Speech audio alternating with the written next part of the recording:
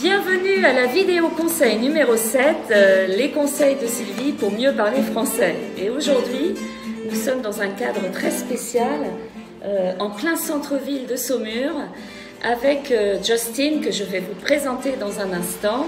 Et nous allons parler des démarches à faire, des choses à faire quand vous voulez acheter une maison en France et de savoir si c'est si compliqué que ça. Alors, on a une vue plongeante sur le théâtre de Saumur, les toits de la mairie de Saumur, c'est extraordinaire, n'est-ce pas Justine? Oh, il arrive. Je suis à côté, je m'en vais pas, mais on n'a pas beaucoup de place. Bonjour. Alors, Justine, tu es comme le châtelain, le propriétaire du château, Oui. À ta fenêtre là. Oui. Est-ce que tu voulais acheter un château? Non. Non, je ne veux pas acheter le château. J'ai choisi cette maison, c'est un cri de cœur.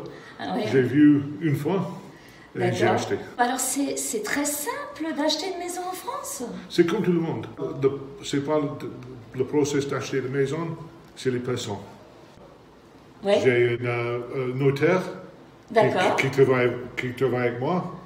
Il comprend que je suis anglais et je suis stupide et je ne comprends rien.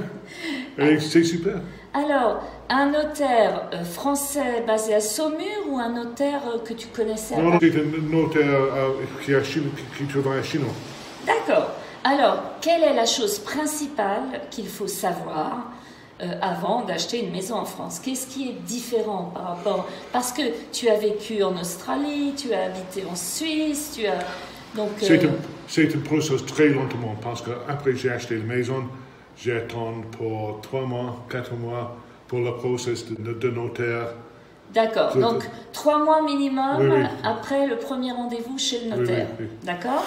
Avec les propriétaires français, ça se passe bien? Ah, c'est bon, il est très génial. Ah. Super. Ah, bon. Il comprend que je ne comprends pas le processus. Ouais. Et il m'aide beaucoup. Oui, donc on dit le processus ou les démarches. Oui. Ah, donc là, tu as eu beaucoup de chance d'avoir un propriétaire. Oui, c'est bon. Et est-ce que le propriétaire est plus important que le notaire? Non, c'est le même. Ah, voilà. C'est le même. Donc, très important. Oui. Bon, le propriétaire et le notaire, les deux des bons, c'est beaucoup de chance. Exactement. Alors après, je crois qu'il y a cette histoire de compromis de vente. Est-ce que c'est clair ça pour un Anglais ou un étranger? Moi, c'est compliqué, mais à le moment, j'ai fermé mes yeux et j'ai signé. Donc fermer les yeux et signer. Tu n'as pas trouvé la démarche compliquée? Non, c'est super parce qu'en France, on avance d'acheter la maison, c'est un report. Oui, très compliqué de la maison. Ouais. Chaque petit problème dans la maison, c'est dans le C'est noté. Oui. Hein, donc il y a un document complet sur la maison. Et après, alors si, parce que vous avez remarqué, Justine, il parle bien français déjà, mais si tu ne parles pas vraiment la langue et que tu veux acheter une maison, les notaires, ils parlent anglais un peu? Non, ils ne parlent. Non, pas le tien. Non, le notaire ne parle pas anglais, l'agent. Oui, l'agent immobilier non plus. Non. Donc, tu utilises Google Translate? Non, j'utilise Franglais. Et voilà, donc ce n'est pas un problème non plus. C'est quand même intéressant. Tu sais que tu n'as pas de risque. Quand les deux parties ont signé le compromis de vente, il n'y a plus aucun problème. Exactement. Hein? Donc, combien de temps après la signature du compromis de vente as-tu emménagé dans ta maison? 3 mois. D'accord. Donc, c'est la même chose partout. C'est normal. Mais alors, quel papier tu as fourni? Parce qu'on dit en France qu'on a la paperasserie française, l'administration. Oui. Est-ce que c'est pire qu'en Angleterre ou en Australie ou en Suisse? Non, c'est le même. Ah ouais, je suis contente. C'est le même, c'est toujours le même. C'est la même chose. C'est la même chose. Quand vous travaillez avec les avocats, dans tout le monde, c'est toujours beaucoup de papier. Voilà, ils aiment ça. Hein, ils aiment le papier, oui. D'accord. Est-ce qu'il y a d'autres conseils que tu donnerais à des compatriotes qui veulent acheter une maison à Saumur ou à Fontevraud-l'Abbaye où tu viens pour te Oui, pour moi, le plus important, c'est la condition de la maison. Ah, exactement. Parce qu'il y a beaucoup de maisons à vendre qui est qui sont terribles. Oui. Le toit ne marche pas, il y a beaucoup de trous. Ça, c'est le plus important. Voilà. Donc, est-ce que tu as fait intervenir un expert? Oui, bien sûr. D'accord. Bien sûr, chaque fois. Bon, et donc un expert ne coûte pas plus cher qu'en Suisse, en Australie, à Paris. En Suisse, c'est toujours cher. Donc, surtout bien vérifier l'état de la maison. Exactement. Et ta maison ici, c'est une ancienne maison avec des murs de tuffeau d'une épaisseur de 1 mètre à 4 mètres. Non, c'est 3 mètres. Bon, donc il n'y a aucun problème là-dessus.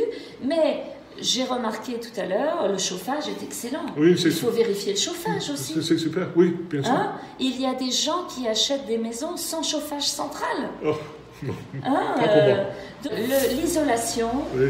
Les toitures, oui. Hein, le chauffage, oui. L'humidité, oui.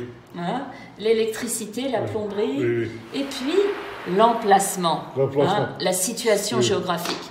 Oui, oui, c'est différent, parce que pour moi, c'est très important pour habiter à centre-ville.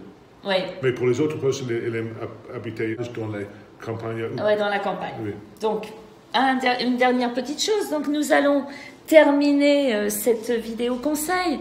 Et là, oui, je rebondis sur ce qu'a dit Justin. Ça veut dire, j'insiste là-dessus. Ne choisissez pas une maison en pleine campagne si vous êtes déjà un petit peu âgé, que vous voulez rencontrer des Français.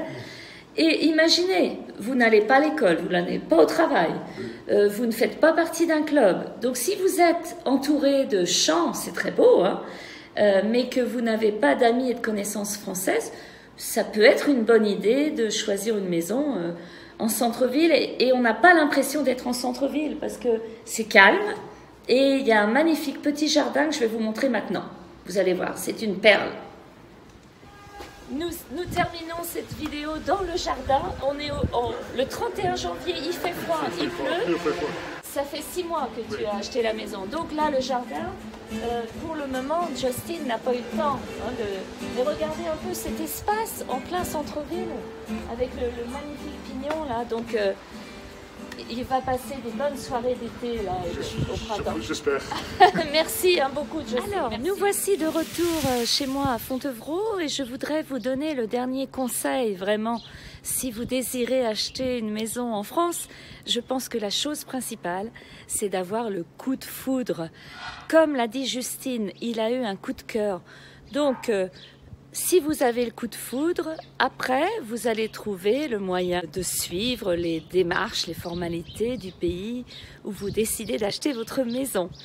Alors, avoir le coup de cœur, et puis, comme maintenant, vous voyez, c'est de voir votre maison en hiver. Parce que vous avez vu mes autres vidéos, mon jardin était beau, mais là, il n'y a absolument rien dans le jardin, sauf le soleil aujourd'hui.